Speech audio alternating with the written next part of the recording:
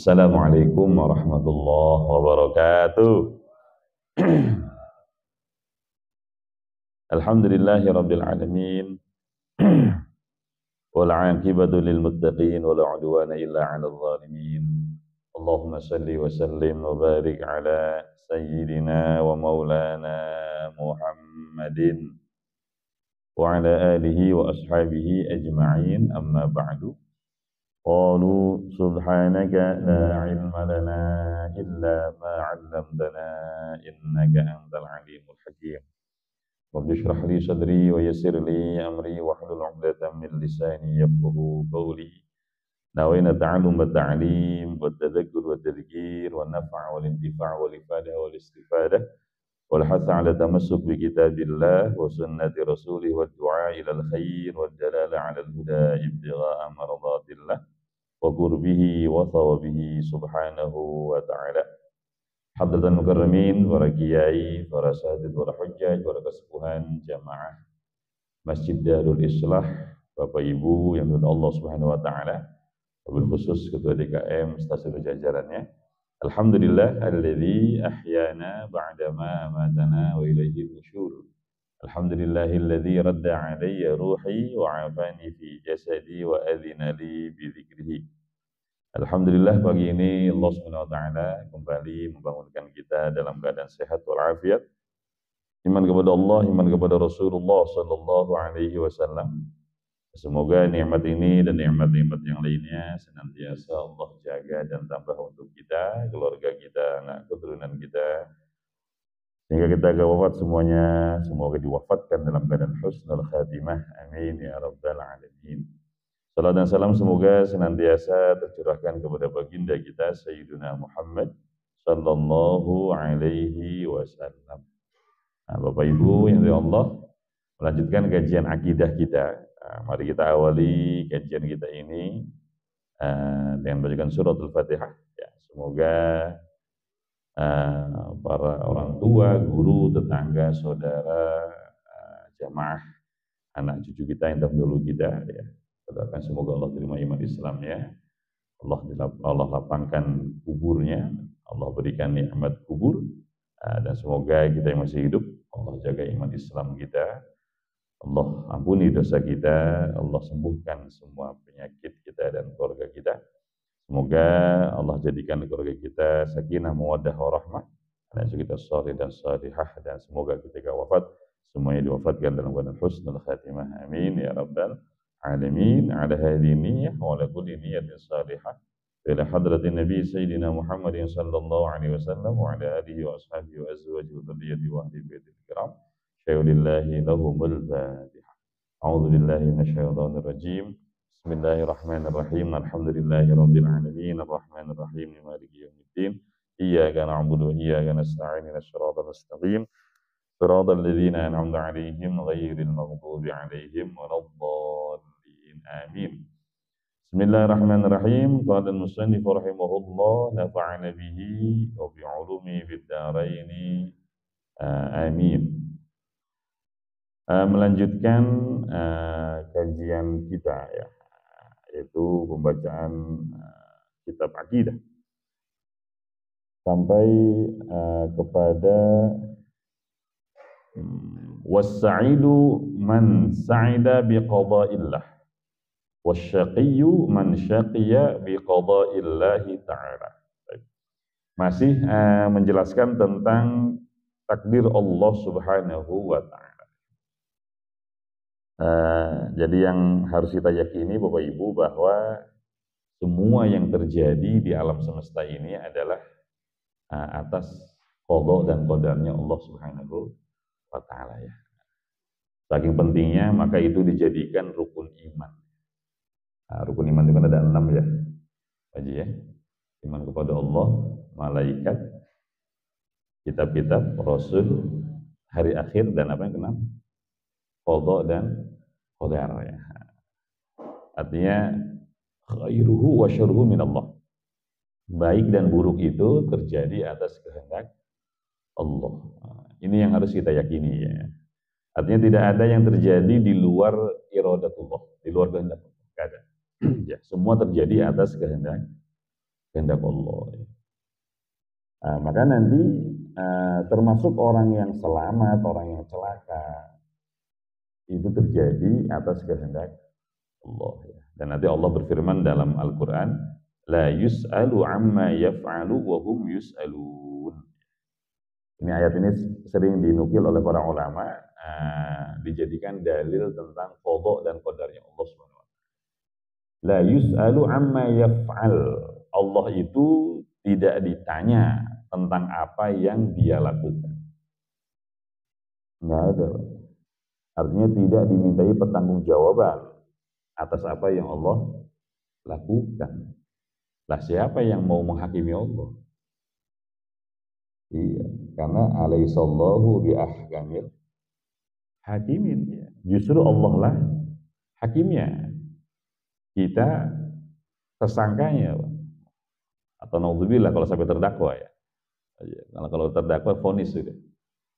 Wahum yus'alun. Nah, itu kelanjutan ayatnya. Wahum yus'alun. Dan mereka lah makhluk maksudnya yang akan ditanya oleh Allah Subhanahu wa taala. Jadi kita sebagai makhluk nggak boleh dan nggak berhak ya, bahkan nggak pantas untuk bertanya kepada Allah Subhanahu wa taala. Artinya mempertanyakan apa yang Allah lakukan. Ya Allah, ini kenapa?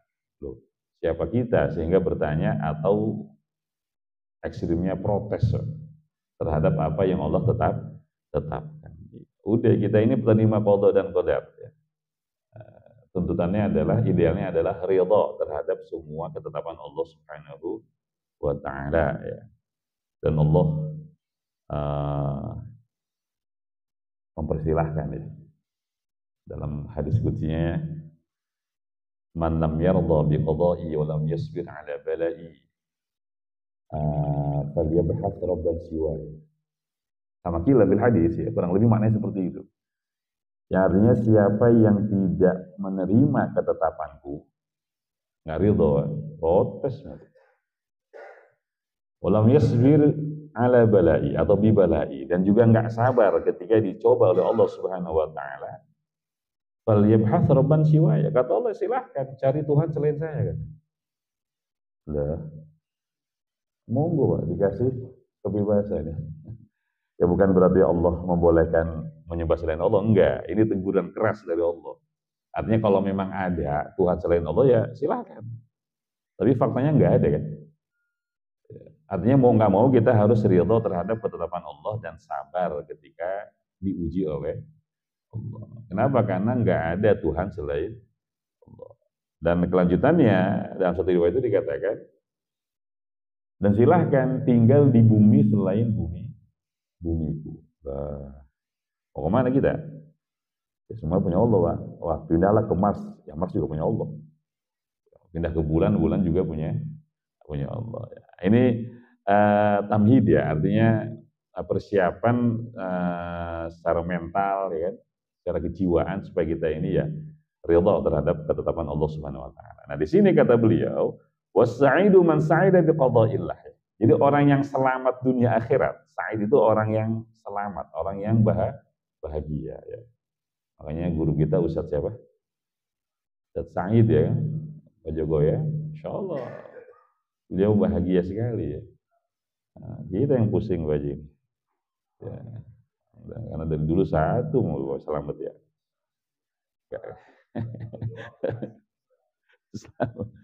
Iya, bahasa Arabnya Sa'id ya, bahasa Indonesianya selamat lah. Orang yang selamat, orang yang bahagia, Pak. Itu man sa'ida bi qada'illah. Adalah orang yang memang diselamatkan, dibahagiakan oleh ketetapan Allah Subhanahu wa ta'ala. Wasyaqiyyu, sama kebalikannya. Orang yang celaka, man syaqiya bi qada'illahi ta'ala.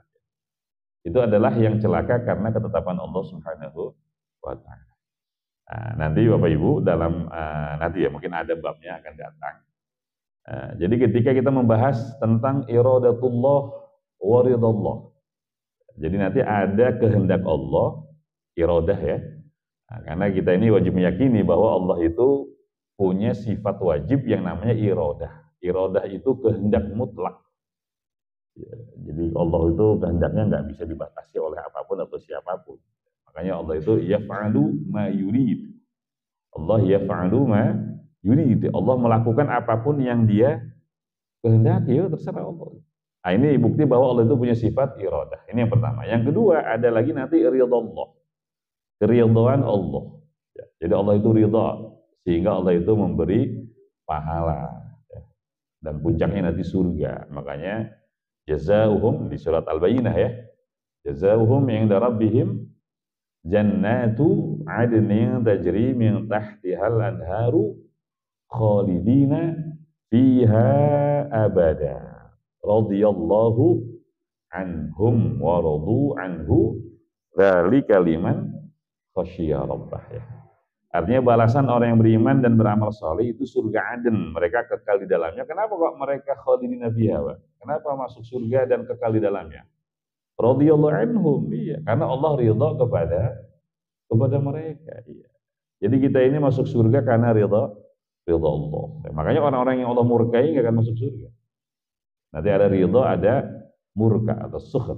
Ya, makanya di ayat sebelumnya kan innal ladzina kafaru min ahlil kitabi wal musyrikin fi nari jahannam khalidina fiha ulaika hum syarrul bariyah. Ya. Sesungguhnya orang kafir dari ahli kitab dan orang musyrik itu di neraka jahanam. Mereka kekal selamanya dan mereka adalah seburuk-buruk makhluk. Nah, kenapa orang kafir itu masuk neraka, Pak?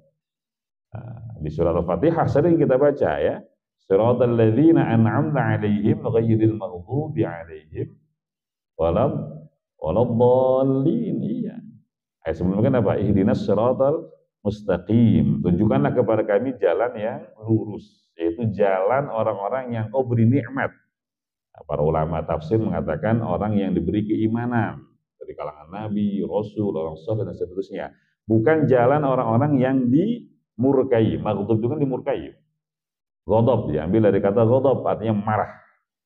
Iya, makanya ada hadis dari Rasulullah, la taghdab. Jangan kamu marah ya. Siapa yang al-maghdubi alaihim? Siapa yang dimurkai oleh Allah? Yahudi, waladhdallin, dan bukan jalan orang yang disesatkan. Siapa? Nasrani. Nah, ini dalil bahwa Yahudi dan Nasrani itu masuk neraka.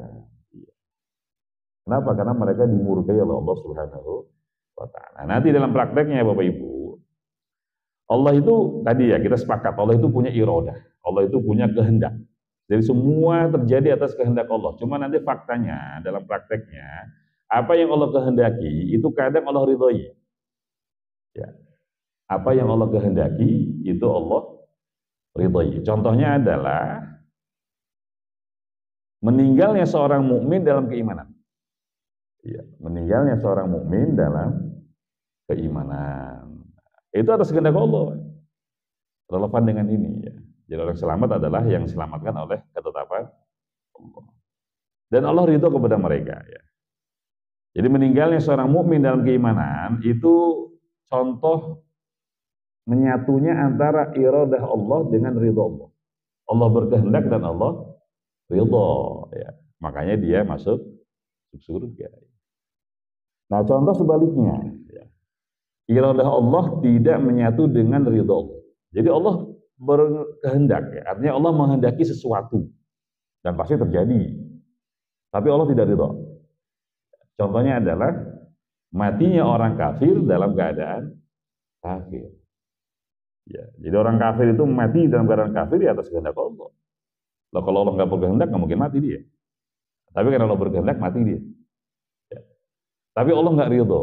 Ya, Allah nggak ridho kepada orang kafir tadi, makanya masuk neraka. Dan kenapa manusia itu dihisab? Karena punya pilihan. Ya, Allah kasih pilihan, dan pilihannya itu ya yang dihisab. Ya. Baik. 5 rawa Ibnu Mas'udin qala haddatsana Rasulullah sallallahu alaihi wasallam wa huwa shadiqul masduq.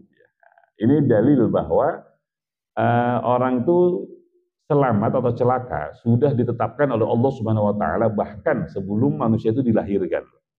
Ini hadis sahih ya.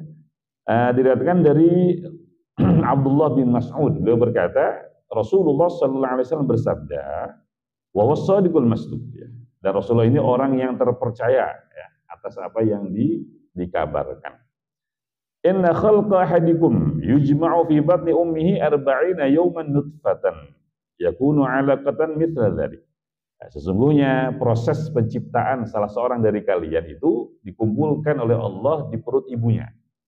Arba'ina yauman, selama 40 hari nutfatan dalam bentuk sperma. Nah, ini 40 hari pertama ya. Tsumma yakunu 'alaqatan mithla dzalik. Setelah itu menjadi alaqah. Alaqah itu sesuatu yang menempel. Biasanya diartikan darah. Makanya lintah itu bahasa Arabnya alaqah atau alaq ya. Karena lintah itu biasanya apa? Nempel. Nah, sama 40 hari juga ya. Tsumma yakunu mudghatan mithla dzalik. Lalu kemudian menjadi segumpal daging seperti itu juga. Maksudnya 40 hari. 40 ya. Wa yab'atsullahu lahu malakan bi arba'i kalimatin. Setelah 40 hari ketiga, berarti 120 hari itu. 4 bulan ya. Allah mengutus malaikat. Masya Allah. Jadi manusia ini Allah muliakan. Pak. Sehingga sejak dari janin ya, masih di perut ibunya, itu sudah selalu dikunjungi oleh malaikat. Ya. Jadi malaikat ini Allah tugaskan untuk mendampingi manusia. Tapi kali ini, malaikat ini Allah utus untuk menulis 4 takdirnya, Pak ya. 4 ketetapan Allah untuk si janin ini. Yuktabu rizquhu atau yaktubu rizquhu. Ini yang paling pertama dicatat sama Allah. Nah, dengan wasilah siapa? Malaikat. Ya. Jadi sebelum Allah mencatat apapun takdir manusia, Pak, itu yang pertama kali adalah rizquhu. Allah catat apa? Rizkinya. Pak. Iya, APBN-nya tuh. Pokoknya mulai dari lahir sampai mati berapa tuh. Udah ada catatannya, Pak. Sehingga memang riwayatnya apa? Manusia nggak akan mati kalau rezekinya belum habis. Iya. Makanya jangan sedih kalau Allah kasih dikit-dikit. Ya. Mungkin Allah pengen Bapak umur panjang ya kan. Iya, makanya kalau kasih sekaligus cepat mati, Pak. Gitu Pak Ji ya. Nah, iya, ini mah lagi menghibur diri aja, Pak. Alhamdulillah gitu kan, Allah kasih dikit-dikit gitu ya. Iya, karena tadi Allah pengen kita umur panjang. Karena tadi konsekuensinya apa? Anggarannya habis mati sudah. Cuma kita nggak tahu berapa anggarannya ya. Wallahu alam. Tapi ya ini pasti ya. Ini hadisnya sahih. Jadi kata Rasulullah, malaikat yang Allah perintahkan datang ke janin yang usianya 4 bulan itu, Pak. Belum lahir, baru 4 bulan, berapa bulan lagi lahir itu? 5 bulan lagi kalau normal ya. Itu rezekinya dicatat. Iya, karena Allah tahu kita ini manusia paling pusing soal rezeki. Itu masih ragu, Pak. Iya. Padahal udah dijamin sama Allah rezekinya masih ragu kita, masih pusing mikirin besok makan apa segala macam. Iya. Naudzubillah ya kan, cari dunia sampai ninggalin sholat segala macam ya. Padahal ya yang belum dijamin oleh Allah ya pahala ini ya. Tapi rezeki sudah dijamin. Ini yang pertama. Yang kedua wa ajalahu, baru ajalnya. Iya, yang dicatat oleh malaikat tadi rezekinya, ajalnya, dan yang ketiga wa amalahu, amalannya ya. Ini kembali lagi ke tema yang sebelumnya ya, bulan lalu, bahwa Allah itu sudah mengetahui apa yang akan dilakukan oleh hambanya bahkan sebelum Allah menciptakan hambanya. Dari zaman azali ya, sebelum Allah menciptakan kita, Allah itu sudah tahu apa yang akan dilakukan oleh hambanya. Ini menunjukkan bahwa Allah itu punya sifat ilmun, yang artinya pengetahuan. Ya, dan pengetahuan Allah itu ya komprehensif, ya. Artinya sampai akhir zaman, ya itu Allah sudah tahu. Bahkan tadi kata beliau ya, Allah sudah tahu apa yang akan dilakukan hambanya bahkan sebelum diciptakan oleh Allah Subhanahu Wa Taala. Ini yang ketiga, amalannya sudah dicatat oleh malaikat. Yang ketiga, wasyaqiyun am sa'id. Orang ini termasuk orang yang celaka atau yang salah. Ini sudah ada takdirnya. Iya. Tapi ya nggak boleh nanti mengambing hitamkan takdir ya. Nanti itu cuma pembenaran aja, Pak. Kadang ada orang yang tadi ya, artinya nggak boleh ketika dinasihati sama orang ya, dinasihati untuk soleh segala macam, nggak boleh beralasan, lah saya memang takdirnya celaka, nggak boleh. Iya. Betul takdir sudah ada, tapi siapa yang tahu? Hanya Allah yang tahu. Ya. Atau kebalikannya misalkan ya, dia mengandalkan takdir selamat ya, suruh ibadah segala macam, kata dia ya, saya mau udah selamat ini ngapain ibadah? Tahu dari mana gitu ya. Makanya Allah rahasiakan takdir itu, hanya Allah yang tahu. Cuma nanti ya sebagaimana dikatakan di materi yang lalu, kullun muyassarun lima khuliqa lahu. Jadi semua dari kita sudah ada takdirnya. Nanti akhirnya itu husnul khotimah atau su'ul khotimah sudah ada, Pak. Sudah ada sertifikatnya tuh. Ini orang husnul khotimah, ini orang su'ul khotimah. Udah ada, bahkan ketika kita masih 4 bulan dalam perut ibu kita. Nah, cuma nggak ada yang tahu ini kalau Allah bocorin. Ya. Cuma memang ada tanda-tandanya tadi. Kullun muyassarun lima khuliqa lahu. Ini disimpulkan dari hadis Rasulullah SAW. Semua manusia itu Allah mudahkan untuk tujuan penciptaannya. Iya. Semua manusia Allah mudahkan untuk tujuan penciptaannya. Ini indikator, tanda ya. Kalau emang dia ini takdirnya menjadi orang baik, biasanya Allah mudahkan untuk berbuat kebaikan. Itu tanda-tanda aja. Itu juga nggak kepastian ya. Sama kebalikannya. Kalau emang takdir orang ini su'ul khotimah, biasanya Allah mudahkan untuk melakukan kemaksiatan. Nah, kita nggak usah nanya orang ya, nah, kita kan banyak dosa juga. Artinya kadang ya itu tadi, ya tinggal dilihat aja. Kalau kita nih punya niat kebaikan, kira-kira Allah mudahkan gak? Iya. Pengen sedekah ya kan? Nah, pengen ngajarin keluarga kita, anak istri kita gitu ya. Ya pengen bakti sama orang tua, pengen baik sama tetangga, sama saudara. Kira-kira Allah mudahkan nggak sebab-sebabnya? Nah, kalau Allah mudahkan, absyir, berbahagialah. Berarti kita ini termasuk orang yang Allah kehendaki husnul khatimah. Atau sebaliknya, naudzubillah, ya kita harus ngeri juga, Pak. Ya, dari tadi ya, kita banyak dosa. Nah, kalau punya niat buruk, ya kira-kira Allah mudahkan apa Allah sulitkan? Ya, udah semangat mau maksiat nih ya, tahu apa? Ada aja halangannya. Iya. Segala macam lah ya. Ya udah semangat mau maksiat, Allah kasih pusing gitu ya, nggak jadi tidur gitu ya. Iya, Pak. Udah mau maksiat Allah kasih sakit perut ya, nggak jadi. Ya itu cobaan dalam bentuk nikmat sebenarnya. Berkah sakit nggak jadi masih ya. Artinya ada aja halangan kalau niat buruk. Berarti ini tanda bahwa Allah menghendaki kita husnul khatimah ya. Kudu berbahagia, bersyukur, Pak. Alhamdulillah nggak jadi maksiat. Tapi ngerinya, Pak, kalau setiap niat buruk ada aja kemudahannya. Iya. Mau maksiat apapun Allah mudahkan, ngeri ya. Wah, repot ini, kudu tobat kita. Ya betul, memang kita nggak tahu akhirnya seperti apa, tapi ini kan tanda-tanda tadi kata Rasulullah, kullun muyassarun lima khuliqa lahu. Ya, setiap orang itu, setiap manusia itu Allah mudahkan untuk tujuan penciptaannya. Kalau emang takdirnya buruk, Allah mudahkan untuk keburukan. Kalau takdirnya baik, Allah mudahkan untuk kebaikan. Walaupun nanti bisa terjadi berbeda dengan itu ya. Makanya ada hadis dari Rasulullah, ada seorang innar rajula la ya'malu bi'amali ahlil jannah. Sungguhnya ada orang itu Pak, yang selalu berbuat perbuatan ahli surga. Ya, sehingga tidak ada jarak antara dengan surga kecuali satu hasta, tapi akhirnya dia berbuat perbuatan ahli neraka sehingga dia masuk neraka ya. Yang kita kenal dengan su'ul khatimah ya. Ada juga kebalikannya. Ini kuasa Allah sudah ya. Innar rajula ya la ya'malu bi'amali ahli nar hatta la yakuna bainahu wa bainar illa dhira'. Ya, ada orang yang ya mungkin mayoritas usianya itu di umurnya itu ya selalu berbuat amalan ahli neraka sehingga jarak antara dia dengan neraka kecuali satu hasta. Tapi akhirnya dia melakukan perbuatan ahli surga sehingga akhirnya masuk surga. Ada juga seperti ini ya. Artinya kata para ulama, hikmah dari hadis ini adalah supaya kita ini tidak sombong dengan amal baik kita dan tidak putus asa ketika berbuat salah. Ini hikmah dari hadis ini. Ya, makanya tadi kata Rasulullah, jadi jangan jumawa dulu kalau kita ini sudah Allah takdirkan untuk bisa berbuat dengan perbuatan ahli surga. Karena nggak tahu akhirnya seperti apa. Ada kemungkinan seperti itu. Tapi kata ulama ini sedikit sekali. Ya, yang berubah dari orang baik menjadi orang buruk itu sedikit sekali.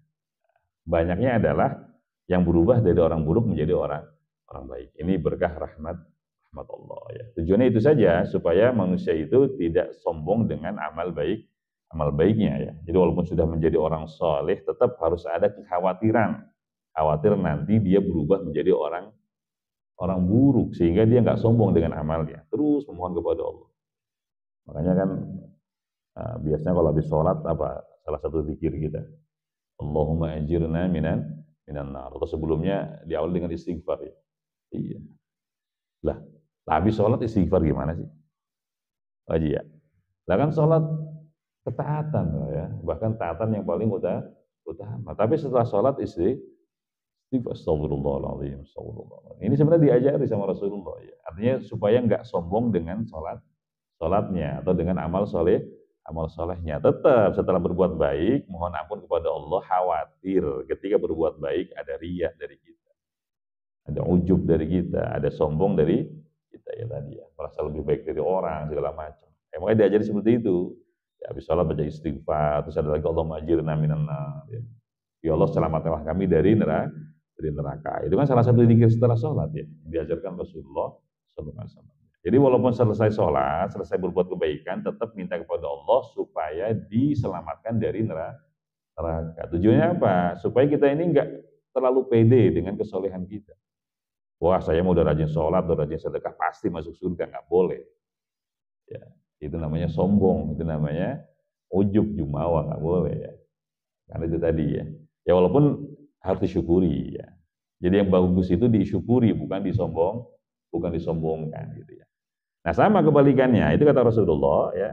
Artinya kata para ulama, kenapa kok Rasulullah itu menggambarkan seperti itu? Ada yang seumur hidupnya itu buruk gitu ya, tapi akhirnya berbuat baik. Nah ini juga cocok buat kita, Pak. Artinya apa? Kita ini kan ahli maksiat, banyak dosa, tapi jangan putus asa dari rahmat Allah. Terus aja istighfar. Ya saya mau banyak dosa, terus aja istighfar pokoknya. Ya. Wah bukan berarti membolehkan maksiat, enggak itu tadi. Kita kan bukan nabi, bukan rasul gitu.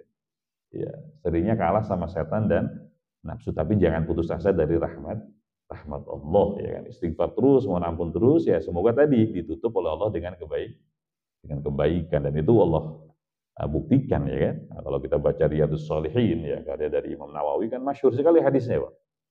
Yang bunuh 100 orang ya. Karena dia pengen taubat, akhirnya ya mau dia meninggalkan kampungnya. Karena tadi kata kiainya, kalau bahasa kita ya, ini umat sebelum umat kita lah. Kata kiainya ke bahasa sekarang gitu, kamu kalau mau diampuni sama Allah, tinggalin dulu kampung kamu, itu kampung yang buruk katanya. Udah, karena saking pengen tobatnya, ditinggalin sama dia Pak. Kampung halaman ditinggalin, dia pindah ke kampung orang-orang soleh. Dia tengah jalan meninggal. Ya ternyata cuma beda 1 jengkal ya, antara kampungnya dengan kampung yang akan dituju. Oh Allah, kata Allah, udah ini jatahnya malaikat rahmat. Masuk surga dia. Nah ini bukti dari hadis tadi ya. Seumur hidup bunuhin orang mulu tuh. Tapi akhirnya Allah tutup dengan kebaikannya. Ini buat kita yang banyak dosa, jangan pernah putus asa dari rahmat Allah Subhanahu wa taala. Baik. Tsumma yunfakhu fihi ruh. Nah, setelah dicatat 4 takdir tadi, rizkinya, ajalnya, amalnya, dan takdirnya dia ini celaka atau selamat, baru ditiupkan ruhnya. Jadi dia hidup ini di umur 4 bulan ya. Rahul Bukhari wa Muslim ya. Ini hadis sahih riwayat Imam Bukhari dan Imam Muslim.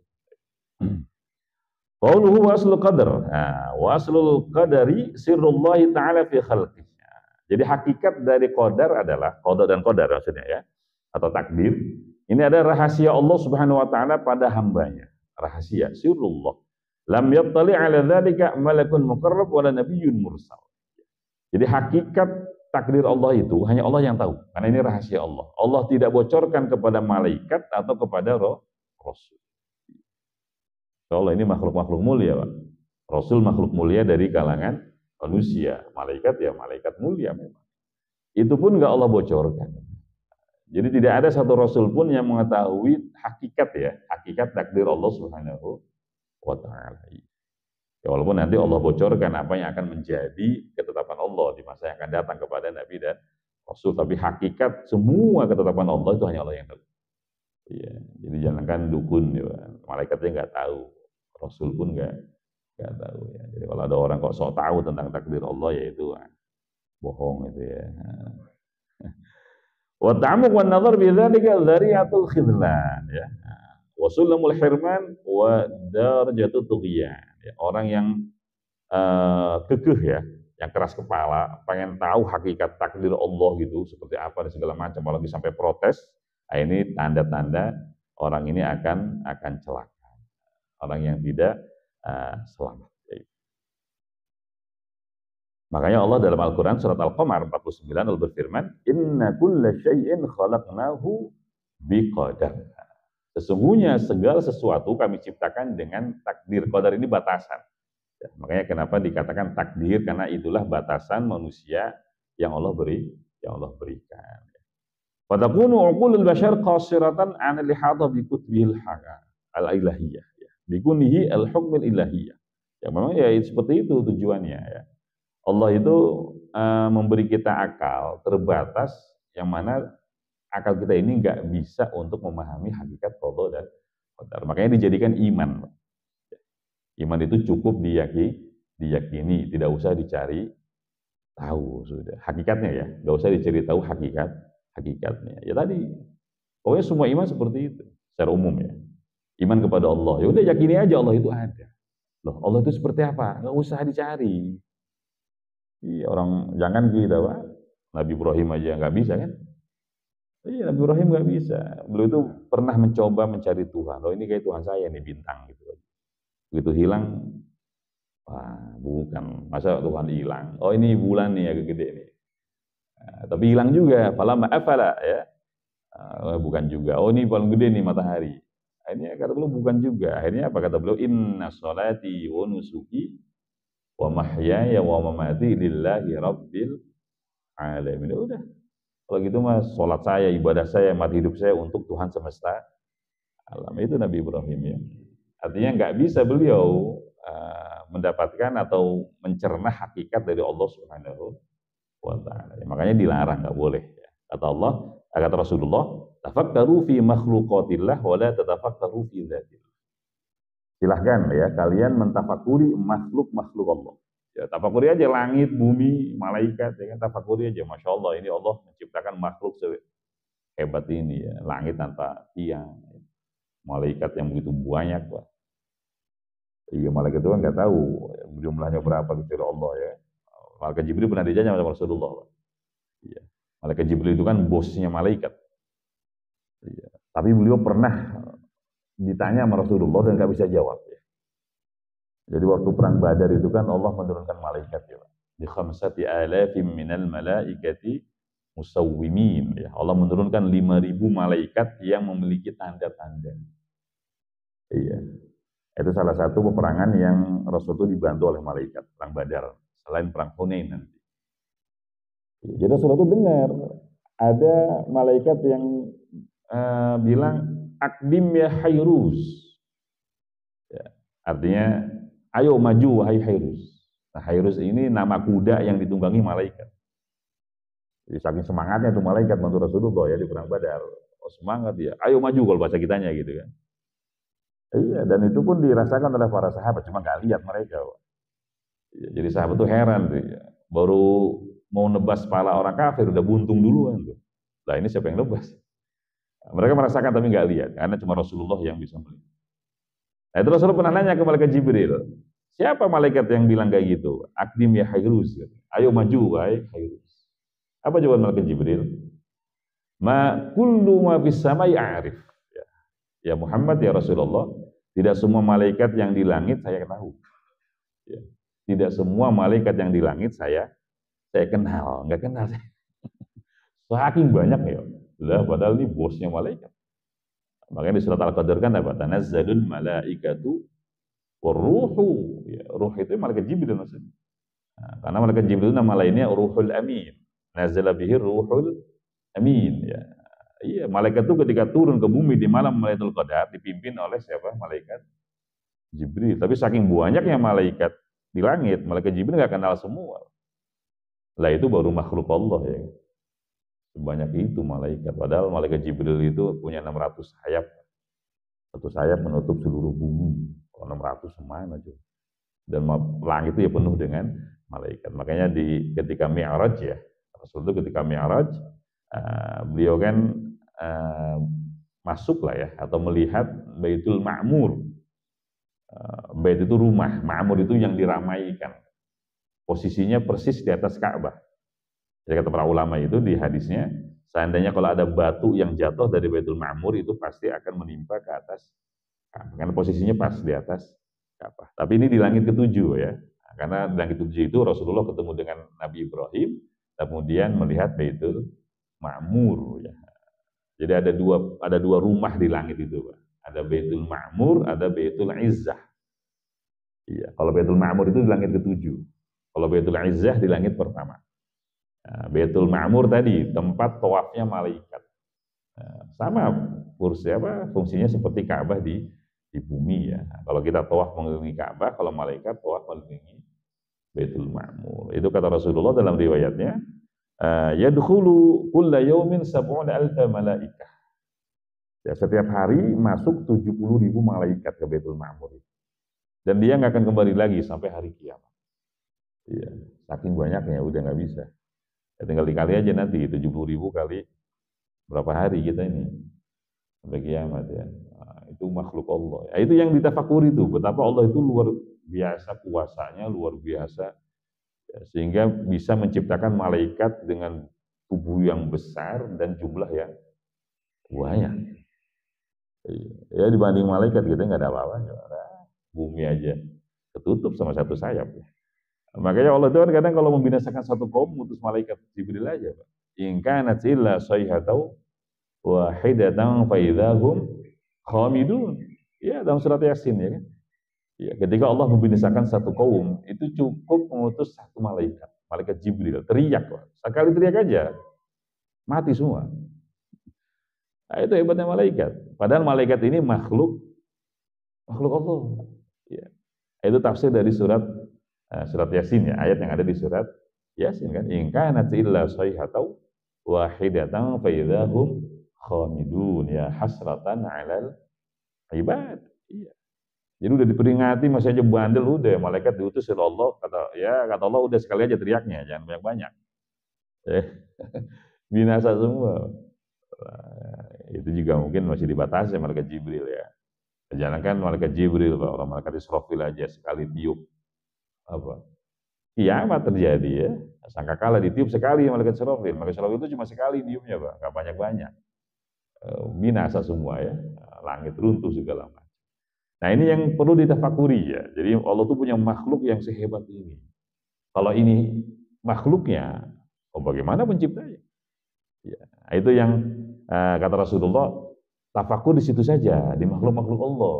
Jangan kalian mentafakuri zat Allah, jangan dipikirin, ya, ada gila nanti. Allah tuh kayak gimana ya? Nggak bisa. Ya. Karena memang tidak Allah izinkan akal kita untuk bisa memikirkan Allah Subhanahu wa Ta'ala. Justru di situ letak keimanannya, Pak. Artinya di situ nilai ibadahnya. Kita nggak pernah melihat Allah, nggak tahu seperti apa Allah, tapi kita tetap beriman kepada Allah. Di situ inti dari keimanan. Makanya kata Allah di surat Al-Baqarah kan di awal, hudan lil muttaqin alladzina yu'minuna bil ghaib. Enggak semua orang bisa, Pak, ya. Enggak semua orang mau dan bisa mengimani sesuatu yang tidak bisa dia nalar, tidak bisa dia lihat. Tapi memang justru di situ cobaan. Makanya kenapa mukjizat Rasulullah Isra dan Mi'raj itu bagian dari ujian keimanan. Banyak yang gagal, tapi Abu Bakar Siddiq lulus. Iya. Jadi ketika Rasulullah menceritakan tentang Isra, itu yang dikisahkan padahal cuma Isra aja, Pak. Mi'rajnya nggak dikisahkan sama Rasulullah. Wah, kalau diceritain makin gila orang kafir. Iya, orang diceritain Mi'raj Isra aja bingung mereka. Ya. Artinya menolak ya, karena tadi mereka mengandalkan logika. Iya. Kan Rasulullah itu datang ke Mekah subuh ya. Manusia yang pertama kali ditemui oleh beliau atau ketemu beliau adalah Abu Jahal. Ya, kata Abu Jahal, ada kabar apa nih? Kata Rasulullah, semalam saya diisrokan. Abu Jahal langsung kaget. Semalam saya diisrokan dan pagi ini sudah kembali lagi. Lah orang Quraisy itu kan sering ke Palestina. Makanya ada ayat Quraisy ya, ila fi Quraisyin ila fihim rihlatash syita'i was-sayfiyah. Jadi ke Yaman dan ke Syam. Syam itu ya Palestina. Mereka itu biasanya berangkat 1 bulan, pulang 1 bulan. Rasulullah bilang, enggak, semalam saya berangkat. Kata Abu Jahal memastikan ya, pagi ini kamu sudah datang lagi. Kata Rasulullah, iya, pagi ini saya sudah datang.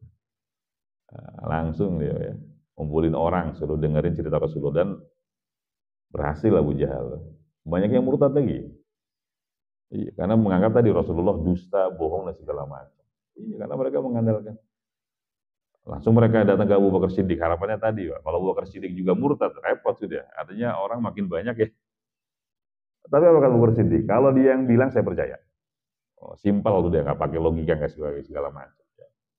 Ya beliau juga pernah ke Syam ya kan. Nah, tapi ya karena yang bilang Rasulullah, udah kata beliau, kalau dia yang berkata, kalau dia yang bilang saya percaya, saya percaya. Saya percaya lebih dari itu katanya. Apa? Yaitu wahyu dari langit. Iya. Malaikat Jibril percaya ya. Artinya jangan cuma di bumi ya kan. Yang datang dari langit aja saya percaya.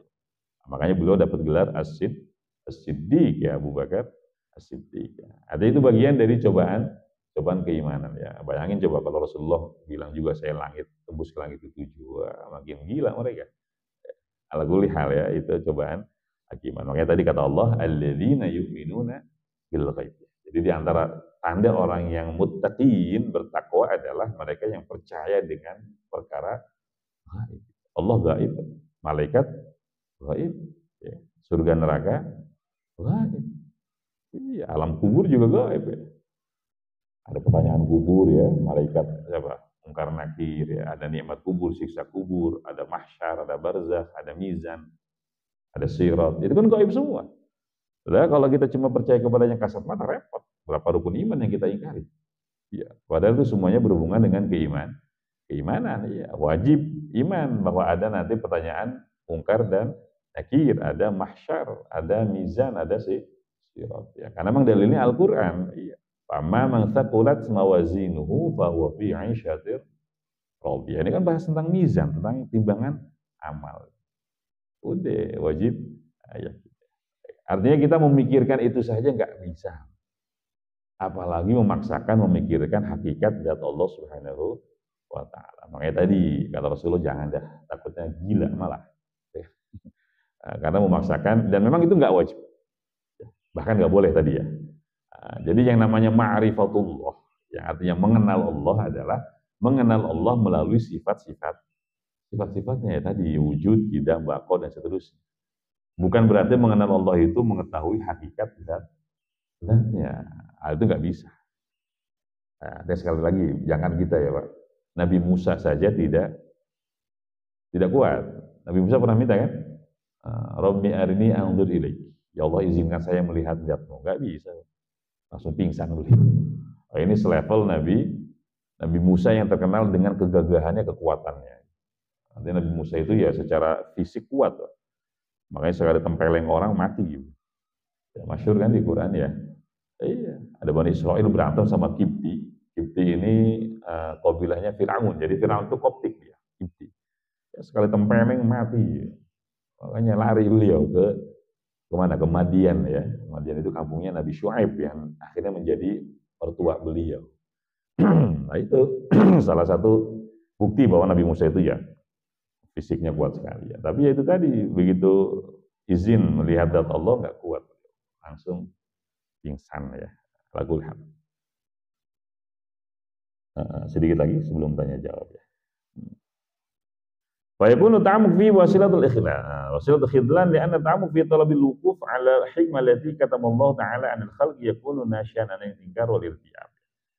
Artinya fal hadar kulal hadar min dzalika nadhran wa fikran wa waswasatan. Jangan sampai nanti ada bisikan setan yang mengajak kita untuk ke sana. Takutnya nanti malah kesimpulannya bukan semakin yakin, tapi semakin ragu dan naudzubillah akhirnya keluar dari iman dan seterusnya. Fa inna Allah tu'a ilmul qadar 'anil anam wa nahum 'anil markum kama qala Allah ta'ala la yus'alu 'amma yaf'alu wa hum yus'alun ya. Ini inti dari qada dan qadar. Artinya Allah itu bebas melakukan apapun yang Allah kehendaki karena memang semuanya milik Allah dan tidak ada yang bisa meminta pertanggungjawaban Allah Subhanahu wa ta'ala. Tapi yang pasti memang selain Allah punya iradah, Allah juga kan Al-Hakim ya. Ya, salah satu Asmaul Husna adalah Al-Hakim. Hakim itu artinya maha bijaksana. Tidak apapun yang Allah lakukan itu pasti ada hikmahnya. Cuma karena keterbatasan ilmu kita, keterbatasan kemampuan logika dan akal kita nggak bisa mengetahui apa hikmah dari ketetapan Allah ya. Tapi cukup kata Imam Sya'rani ya, atau Imam Sya'rawi ya kan dulu kita ditanya bagaimana kita memahami takdir Allah. Kata beliau, cukuplah ini untuk menenangkan hati kita ya. Karena tadi rawan untuk dimasuki bisikan setan.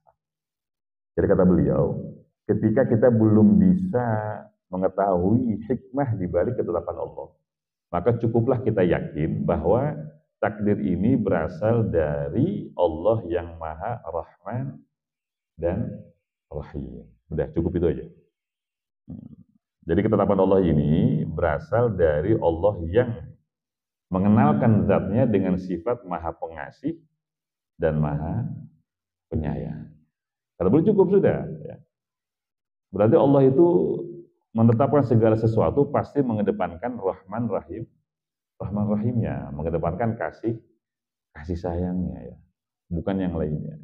Ini cukup untuk membuat kita tenang kata beliau. Walaupun kita belum tahu apa hikmahnya, tapi cukup berpikir ke sana ya. Bahwa ini adalah ketetapan dari Allah yang Maha Pengasih lagi Maha Penyayang. Ya. Maka kita akan ikhlas menerimanya, Pak.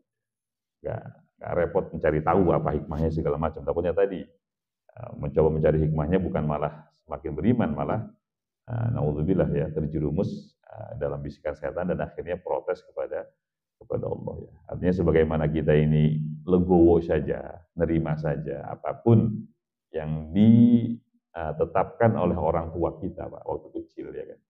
Kan kita jarang protes waktu kecil Pak. Nah, udah gede aja protes kadang ya. Ya waktu kecil kan kita nggak protes sama mak kita Pak. Mau dimandiin sehari 2 kali kan, nerima aja kita. Iya, kita kan nggak tahu hikmahnya apa. Kenapa harus mandi sehari 2 kali ya, pagi sore gitu ya. Tapi mak kita kan tahu hikmahnya, biar bersih, biar tidurnya enaknya waktu kecil emang kita tahu, enggak kan? Umur setahun 2 tahun lu nerima aja pokoknya mau diapain aja. Ya, mau di apa namanya dulu itu dibedong ya. Emang kita protes, mak ngapain dibedong kayak gini? Enggak kan, nerima aja. Iya, karena mak kita tahu hikmahnya apa. Ya. Ya Allah mau apa hikmahnya ya, mungkin biar lurus kali biar segala macam. Itu ilustrasi saja, analogi saja. Kalau dengan keputusan manusia saja kita nerima, ya, itu orang tua kita. Apalagi ketetapan Allah Subhanahu wa Ta'ala. Ya. Ya, walaupun ya udah dewasa baru tahu kita, oh iya dulu mak kita kenapa galak ya. Supaya kita sekolah, supaya kita ngaji, supaya kita beradab segala macam. Oh ternyata manfaat untuk masa depan. Ya mungkin nanti juga sama di akhirat kita baru tahu kenapa Allah itu menakdirkan kita seperti ini. Ya, kenapa Allah menetapkan kita seperti ini. Ya. Karena kan kita dunia protes mulu Pak. Oh kok dia kayak gitu, saya kayak gini. Karena belum tahu hikmahnya. Ya. Ternyata di akhirat begitu tahu hikmahnya. Oh, makanya kata para ulama Pak, kalau kita ini tahu ya atau dibuka hijabnya. Sekali lagi ini memang satu dengan ini. Karena memang ini ujian keimanan. Jadi kata para ulama, kalau seandainya manusia itu tahu hikmah ketetapan Allah kepada dia, maka dia pasti akan selalu menangis karena malu kepada Allah. Artinya menangis berterima kasih betapa Allah itu sangat baik, ya. Karena menentukan dia seperti itu. Nah, tapi ya di dunia Allah rahasiakan ya, supaya jadi ujian iman. Ini dia yakin apa enggak gitu ya. Nanti di akhirat mungkin Allah buka hikmahnya dan ketika itulah kita tahu kenapa Allah menentukan kita seperti ini. Tapi sementara kata beliau, sudah yakini saja bahwa ini adalah ketetapan Allah yang Maha Pengasih lagi Maha Penyayang. Nah, sehingga tidak ada niatan Allah itu ya menjerumuskan kita segala macam. Wallahu a'lam bishawab. Sudah isyarat wajib? Belum? 1 menit. Silakan yang mau ditanya 1 menit. Sebelum bel bunyi. Monggo silakan DKM dulu dah. Oke. Silakan Pak Haji.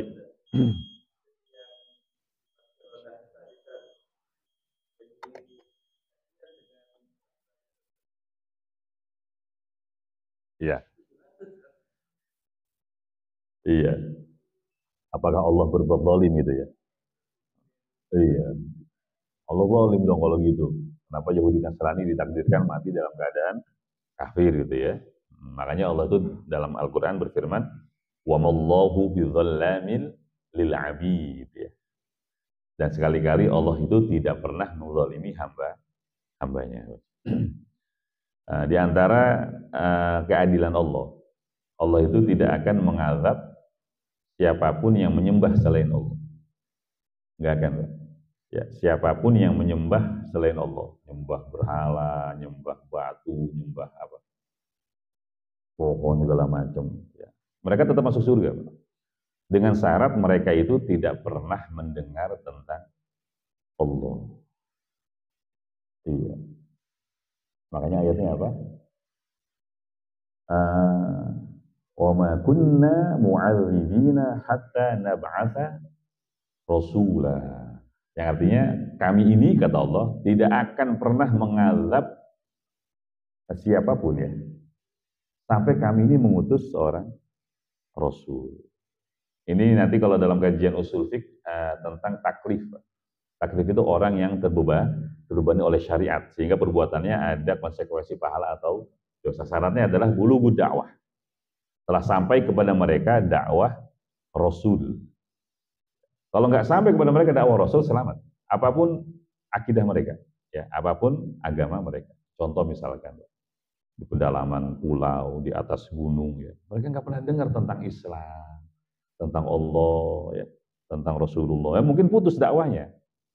Ya, mungkin ya sebelumnya iman, kemudian putus, kemudian menyembah yang lain. Itu mereka selamat, masuk surga mereka. Apapun yang mereka dengan syarat nggak pernah dengar tentang Allah, tentang Islam, tentang Rasulullah Shallallahu Alaihi Wasallam. Tapi beda nanti ya, orang yang nyembah matahari, nyembah bulan, segala macam, atau mengingkari kerasulan Nabi Muhammad SAW, padahal setelah Allah mengutus Rasulnya. Nah sekarang pertanyaannya, Yahudi dan Nasrani, apakah telah datang kepada mereka Rasul? Nah kalau sudah berarti bukan salah Allah dong.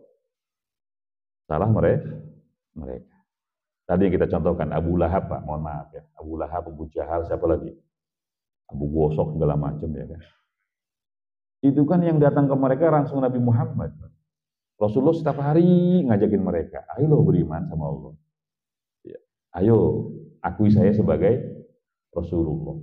Itu kan tiap hari Rasulullah tuh gak ada bosannya. Di Mekah Rasulullah berapa tahun? 13 tahun lah.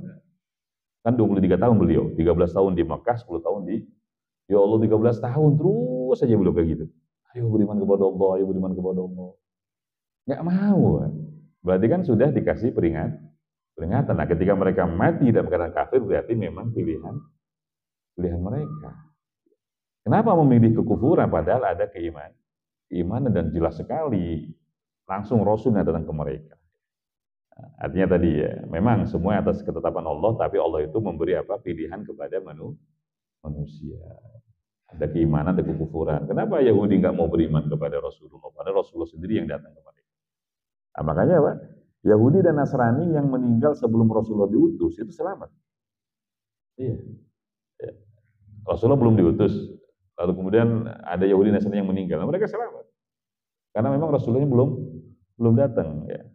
Artinya sebelum Quran turun, Yahudi, Nasrani itu masih agama yang legal. Ya. Tapi begitu Rasulullah turun, maka mereka wajib iman kepada Rasulullah Muhammad. Nah, cuma nanti yang nggak beriman itu resiko sendiri. Ya betul. Jadi Allah itu juga tidak serta-merta ya. Nah, Allah tuh berapa Rasul yang diutus, Pak? 313. Yang diceritakan memang 25, tapi totalnya 313. Nabi berapa? 124.000. Maksudnya secara logika kurang apa lagi Allah coba? Dari kasih peringatan. Kitab suci yang turunin berapa? 4 kan? Kenapa masih nggak mau beriman? Nah itu sebabnya kenapa manusia dihisab. Ya. Karena mereka memilih yang sesat dibanding yang benar. Ya udah. Makanya nanti masih ditanya lagi nanti ya, kenapa man rabbuka wa man nabiyuka. Di kubur masih ditanya Pak Ji ya. Artinya kubur itu kan masih lama ke neraka, Pak. Masih di kubur kan ditanya, siapa Tuhanmu, siapa Nabi? Iya. Bisa jawab ya selamat, nggak bisa jawab ya salah sendiri. Kenapa nggak bisa jawab? Ala kulli hal ya. Jadi Allah itu tadi dalam Al-Qur'an wa ma kunna mu'adzibina hatta nab'atsa rasula. Allah itu tidak akan mengadab satu kaum sampai mengutus utusan ya. Karena kalau belum diutus utusan ya mereka nggak tahu, makanya nggak disiksa ya. Jadi yang disiksa itu yang setelah tahu ya, setelah tahu bahwa Tuhan itu Allah, Nabi Muhammad itu utusan tapi masih menolak. Nah, itu resiko mereka ya. Makanya nanti diazab Allah. Seperti itu Pak Jia. Wallahu a'lam. Ya, habis. Ada lagi? Silakan.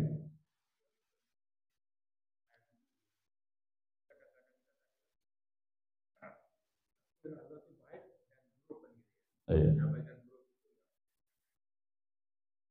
Hmm.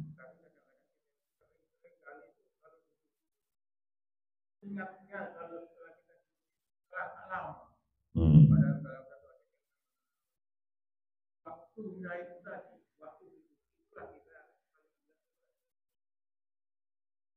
Hmm. Iya. Iya, karena memang kita ini kadang padahal kan Allah berfirman ya, "Walladzi khalaqal mauta wal hayata liyabluwakum ayyukum ahsanu amala." Ya, jadi hidup mati itu ya ujian dari Allah. Atau di ayat yang lain, "Wa nabluukum bil khairi wasyarri fitnah." Ya. "Wa nabluukum bil khairi wasyarri fitnah." Artinya baik dan buruk itu cobaan dari Allah Subhanahu wa taala. Cuma kadang kita ini yang dianggap cobaan cuma yang buruk saja. Ya, dapat sakit, oh ini cobaan ya. Tapi kalau sehat nikmat ya. Bangkrut cobaan. Tapi kalau lagi maju ini dianggap nih nikmat. Padahal baik buruk, khair, wasyar itu fitnah. Dua-duanya cobaan dari Allah. Ya. Kekayaan ya cobaan, sehat juga cobaan. Dilihat sama Allah, ini dipakai ibadah enggak? Dipakai taat apa enggak ya? Karena itu tadi sebagaimana terjerumus dengan keburukan bisa terjerumus dengan kebaikan. Ya. Orang itu dikasih miskin bisa terjerumus, dikasih kaya juga bisa terjerumus. Kalau miskin terjerumusnya apa? Enggak sabar dia. Kaya terjerumusnya di mana? Enggak syukur dia.